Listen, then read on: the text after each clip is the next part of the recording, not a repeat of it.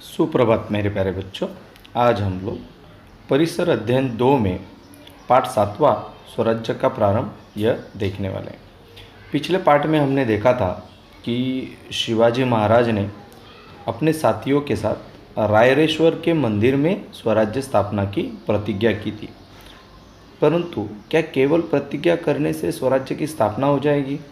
नहीं ना, क्योंकि यह कार्य बहुत कठिन था। और वो कार्य इसलिए कठिन था क्योंकि उस समय महाराष्ट्र पर दिल्ली का मुग़ल बादशाह, बीजापुर की आदिल शाही सुल्तान, गोवा के पुर्तगाली और जंजीरा का सिद्दी, ये 4 महान सत्ताएं महाराष्ट्र पर अपना दबदबा बनाए थी। तो उनके विरुद्ध कोई भी कुछ कहने का या उनके खिलाफ युद्ध करने का साहस नहीं करता था, क्योंकि वे बहुत ही शक्तिशाली राजा थे और उनके खिलाफ कुछ करना मतलब अपनी मौत को आमंत्रण देना था।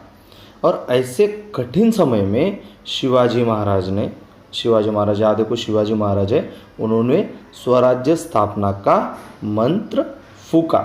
अभी कहा शत्रुओं की विशाल शक्ति, देखो उनके पास बहुत बड़ी सेना थी, बहुत बड़ी शक्ति थी, और कहा शिवाजी महाराज के अल्प शक्ति, यानी थोड़े से साथी थे। देखो अभी वहाँ चित्र में आपको दिखाई दे रहा है, उनकी बहुत बड़ी सेना थी और शिवाजी महाराज के पास केवल अत्यल्प सेना थी, जो कि 12 मावलों के मावले थे। अब जैसे कि आपको मालूम है कि शिवाजी महाराज को पुणे, सुपे, चाकन और इंदापुर प्रांतों की जागीरदारी मिली थी। उनके पिताजी ये आदिल शाह के दरबार में जागीरदार थे, तो उनको ये 4 प्रांतों की जागीरदारी मिली थी। लेकिन इस जागीर के जो किले थे वो बीजापुर के दरबारी अधिकारियों के आधिपत्य में थे। तो आप मुझे बताओ, बिना किले के स्वराज्य हो सकता है क्या? किला जिसका होता है राज्य भी उसी का होता है। तो किला हाथ में लेने से ही क्या होता है कि आसपास के प्रदेशों पर शासन किया जाता है। और ऐसे में अगर पहाड़ी किला हो, पहाड़ी मतलब पहाड़ पर यदि किला हो, तो वह राज्य का मुख्य आधार होता है। अतः शिवाजी महाराज ने निश्चय किया कि वह शीघ्र ही कोई मजबूत किला उनको जीतना चाहिए। तो शिवाजी महाराज की आंखों के सामने तोरना किला है। अब तोरना किला कहाँ था? ये पुणे के दक्षिण पश्चिम दिशा में 64 किलोमीटर की दूरी पर कानद नामक घाटी में यह किला था। अब उन्होंने तोरना ही किला क्यों चुना? क्योंकि तोरना किला सबसे अधिक दुर्गम था और तोरना के किले पर 2 भारी मचाने थी। मचान का अर्थ है किले की चढ़ाई पर स्वाभाविक दृष्टि से समतल हुए भूभाग की 4 दीवारी। मतलब अभी आपको किले पर चढ़ाई करना है तो इन मचानों के ऊपर से ही आपको जाना पड़ता था। अभी ये ऊपर जो दिखाई दे रही है वो है झुंझार मचान, और एक दूसरी मचान थी जिसका नाम था बुदला मचान। और इस किले पर चढ़ने के लिए जो मचान थी, जो जैसे झुंझार मचान, झुंझार का मतलब होता है जुझारू और लड़ाकू, तो किले से नीचे उतरने के लिए एक ही मार्ग था और वह मार्ग झुंझार मचान से जाता था। तो यह मार्ग बहुत कठिन था। मार्ग पर चलते समय जहाँ आपको दिखाई दे रहा है, देखो कितनी बड़ी खाई है। अगर मार्ग पर चलते समय यदि कोई अपना संतुलन खो देता तो वह सीधा नीचे घाटी में गिर जाता। तो तोरना किले की जो गणना थी महाराष्ट्र के सुदृढ़ किलों में की जाती थी। किले में तोरनाजाई देवी का मंदिर था और इसी कारण इस किले का नाम तोरना पड़ा था। तो इतना भव्य किला था, लेकिन उसके बावजूद भी आदिल शाह का इसकी ओर ध्यान नहीं था और ना ही इस किले पर पर्याप्त पहरेदार थे। अब गोला बारूद भी नहीं था, तो शिवाजी महाराज को तो ऐसा ही किला चाहिए था और उन्होंने तोरना किले को जीतकर स्वराज्य का तोरण बांधने का निश्चय किया। अब शिवाजी महाराज ने जो निश्चय किया था उसे पूरा करने के लिए वे चुने हुए मावलों का दल लेकर वे कानद घाटी में उतरे। अभी जो मावले थे, मावले वो शेर के साहस और हिरन की गति से तोरना के किले पे चढ़ गए। अभी हमने पिछले ही पार्ट में देखा था कि वे बहुत ही फुर्तीले थे, पहाड़ पर चढ़ने में उनका कोई भी हाथ नहीं पकड़ता था। तो मावलों ने शीघ्र सभी मुख्य स्थान अपने अधिकार में कर लिए और तानाजी मालुसरे नामक जो वीर था उसने द्वार पर मराठों का झंडा रोप दिया। येसाजी कंक शिवाजी महाराज का विश्वसनीय और निष्ठावान सहयोगी था। उसने क्या किया, चौकी पर पहरा बिठा दिया, किले कब्जे में आ गया। तो सबने शिवाजी महाराज की जय जयकार की और हिंदवी स्वराज्य का हर्षवाद्य बजने लगा। नगाड़ों तथा तुरहियों की आवाज़ सह्याद्री की घाटियों में गूंज पड़ी और शिवाजी महाराज ने इस तोरना किले का नाम बदलकर प्रचंडगढ़ रख दिया। अब किला हाथ में आ जाने के बाद शिवाजी महाराज का कामकाज वहाँ पे क्या हो गया, प्रारंभ हो गया। उन्होंने सबसे पहले तो उस किले पर कुछ लोगों की नियुक्ति की, जिसमें किले पर किलेदार मराठा था, ब्राह्मण सबनीस था, प्रभु कारखानीस, इन अधिकारियों को उसने नियुक्त किया। अब सेना में मावले, कोली, रामोशी, महार आदि जातियों जनजातियों के शूरवीरों की भर्ती की, क्योंकि उन्हें कोई भी जाति भेद या वर्ण भेद, उनको किसी भी भेदभाव मान्य नहीं था। तो किले की मरम्मत शुरू हो गई। देखो अभी हमने बताया था कि आदिल शाह का उस किले की तरफ ध्यान नहीं था, इसलिए उन्होंने क्या किया, किले की मरम्मत शुरू की। और बहुत आश्चर्य की बात है, काम प्रारंभ ही हुआ था कि किले में मोहरों से भरे 4 घड़े मिले। देखो अभी आपको चित्र में दिख रहा है ना, ऐसे घड़े मिले।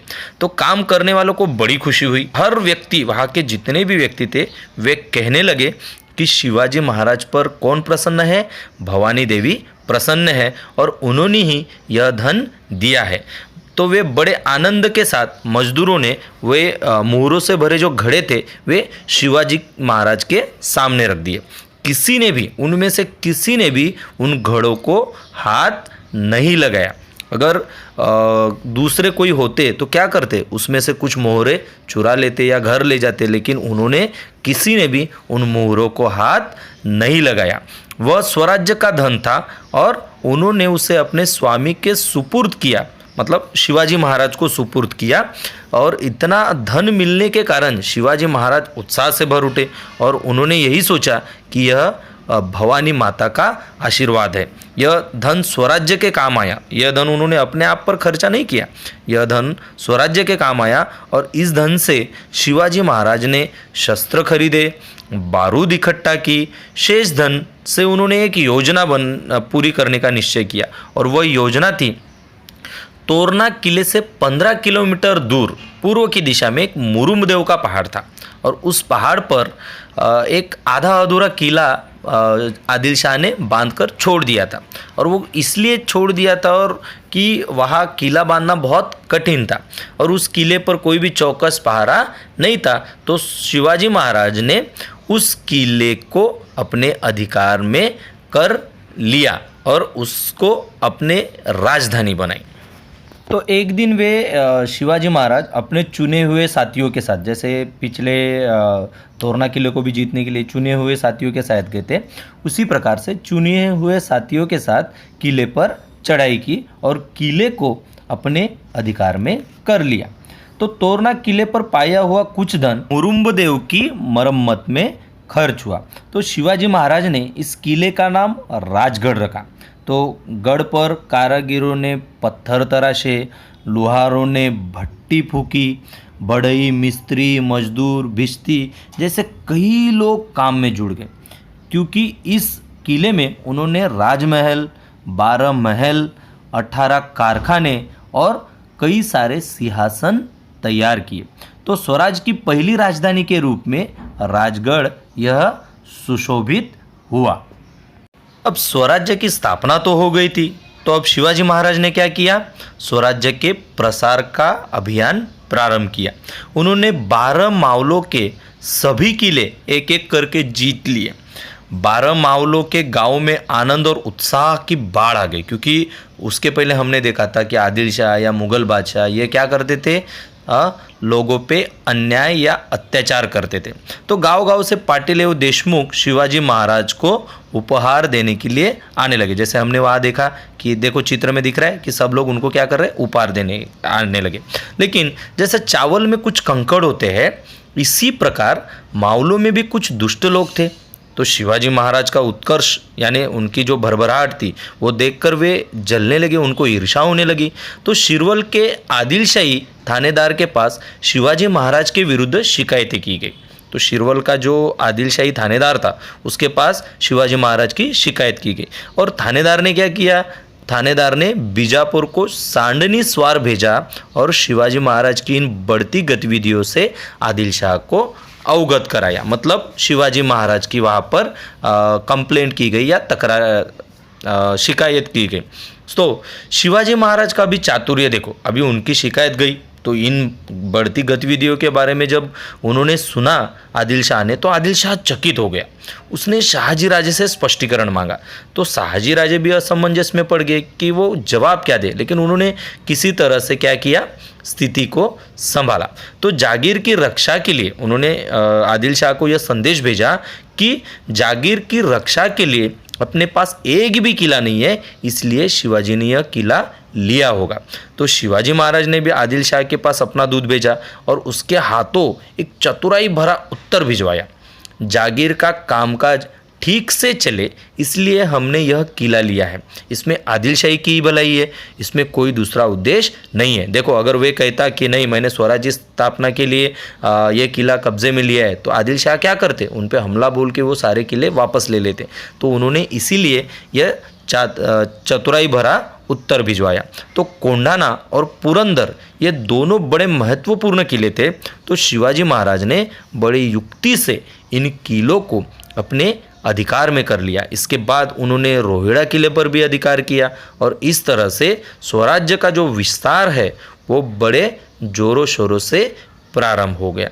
तो हमने इस पाठ में देखा कि किस प्रकार शिवाजी महाराज ने तोरना किला जीतकर स्वराज्य का तोरण बांधा, फिर मुरुम्बदेव की पहाड़ी पर नया किला बनाकर स्वराज्य की राजधानी स्थापित की। उसके पश्चात किस तरह से उन्होंने कोंढाना, जिसको कि दक्खन का सबसे मजबूत किला माना जाता है, उसको और पुरंदर ये दोनों किले जीतकर स्वराज्य का विस्तार प्रारंभ किया।